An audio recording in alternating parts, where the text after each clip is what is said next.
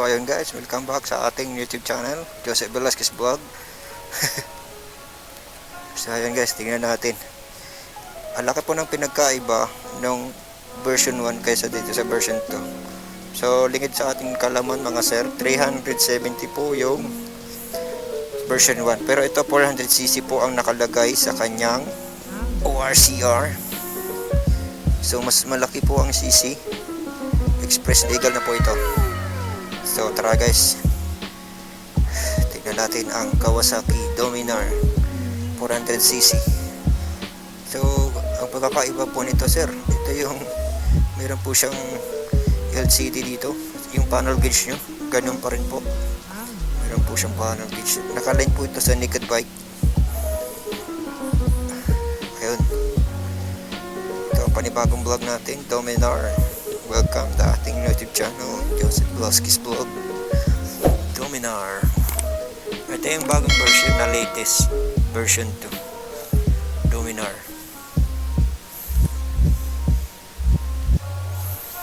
So tara, check natin. Kung kaya natin sakyan itong Dominar.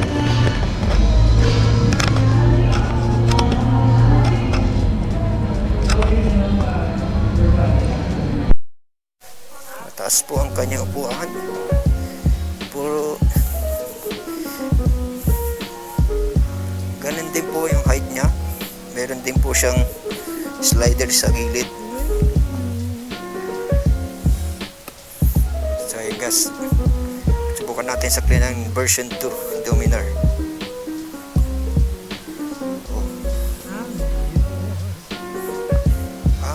Magaan lang siya compare mo sa mga ibang big bike na legal. Kung naghanap po kayo ng mas mura na Legal Express, 400cc po na po ito. Ito yung version 2 no, 2022 2023. Ito 400cc. Meron siyang logo dito na parang ayo.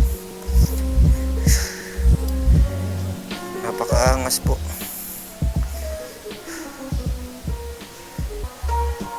Ayan po, marami po akong nakikita na Dominar no. So ito po yung bagong labas ng Dominar.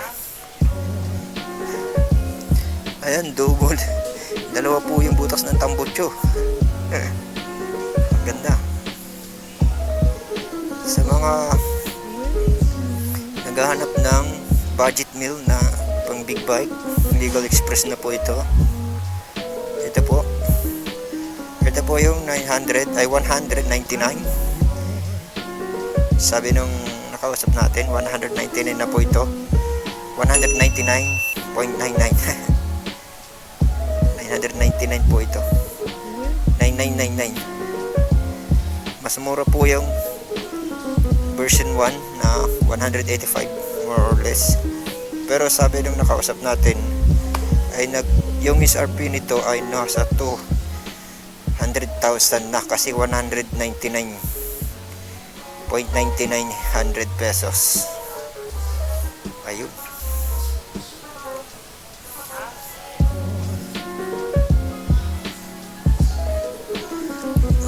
Single disc brake ang likod niya. At single din po sa harapan.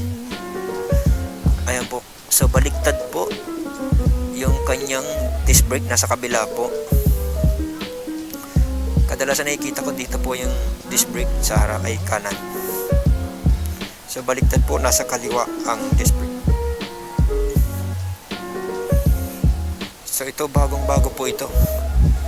Ito ang bagong labas daw sabi ni Boss Madam. Shout out kay Madam at kay Sir na tumulong sa akin kanina.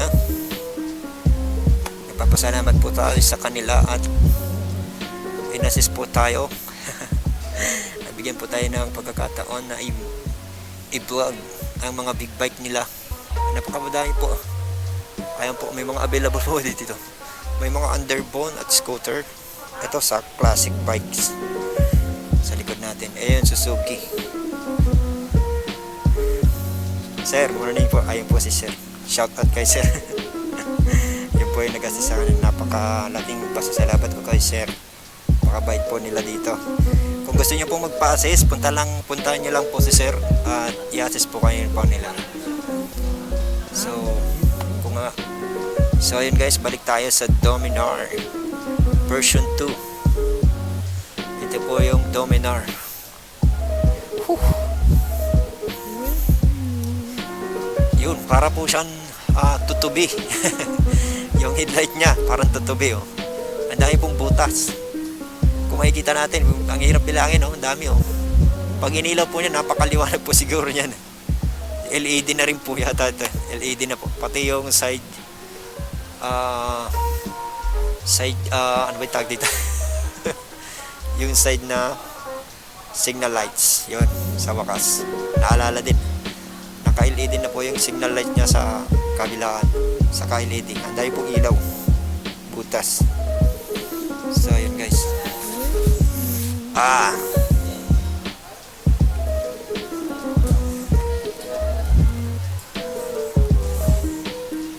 So, yun.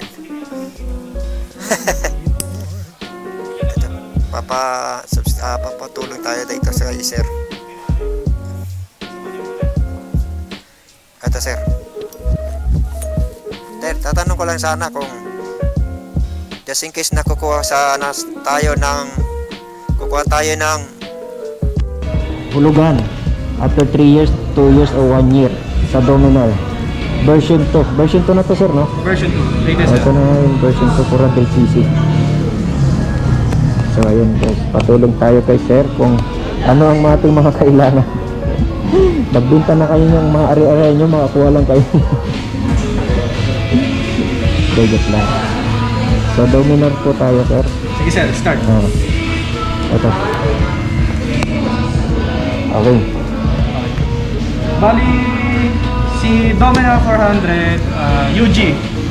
By the way, I'm Charlie, sales Ay, consultant shout out of nga pala. Motorcycle City, Novaliches. Shout out kay sir. Thank you sir. Bali, i-explain ko lang about sa computation for installment payment kay financing kay Dominar 400 UG.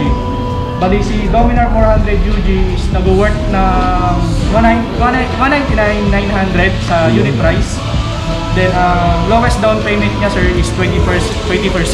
Na nagre-range na 29,985 down payment. Then may insurance na 9,870. So ayun guys. Yun ang, Then total cash out si Dominar 400 ng 39,555. Then sa monthly installment in 1 year is 17,101. okay. Then sa 2 years naman po 10,054. Then sa 3 years 7,790. Ayun. Yun po yung pinaka-lowest na monthly installment kay Dominar UG.